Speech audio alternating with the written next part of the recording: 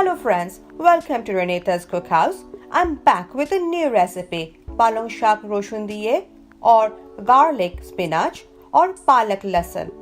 It's a part of Indian Bengali day-to-day meal, is a part of our main course, is highly nutritious and tasty. The ingredients we need are finely chopped spinach, 2 bundles, mustard oil, 1/4 cup, add sunflower oil or any other oil if required.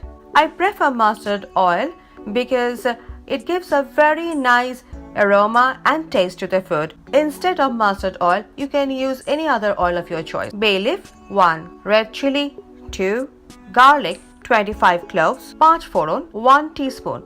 Panch Foron is a combination of 5 kinds of whole spices like mori or fennel seeds, radhuni or celery seeds, shorshe or mustard seeds, methi or fenugreek seeds, and kalo jeera or nigella seeds. You can find it ready-made in the shops or you can make it yourself. Turmeric 1 tablespoon, salt to taste, black mustard seed 1 teaspoon, green chili 4 slit in the middle. Heat about 1/4 cup of mustard oil in a pan.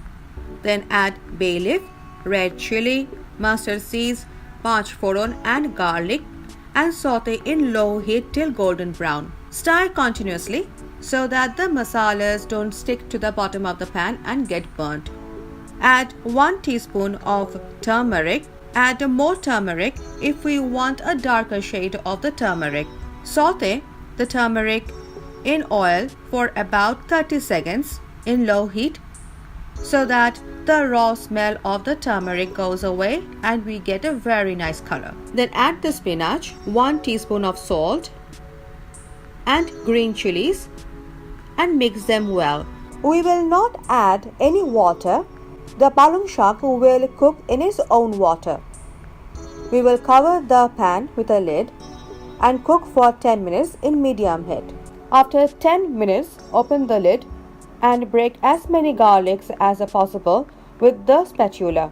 You can also use vegetable masher instead. Taste the Palang Shak. Add chili or salt if required.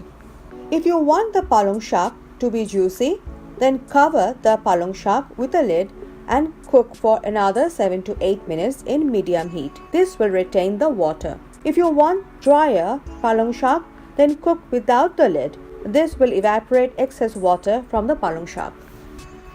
I have added about 1/4 teaspoon of salt and mixed it well with the Palang Shak and covered the pan with a lid as I want a juicy Palang Shak. Our Palang Shak is smelling yum. It is looking very tasty and juicy. It is ready to be served with rice. Thanks for watching. I will be back with a different recipe.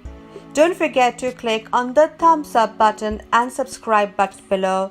You can also follow me in Facebook, Instagram and Twitter. Take care of yourself. See you soon. Bye.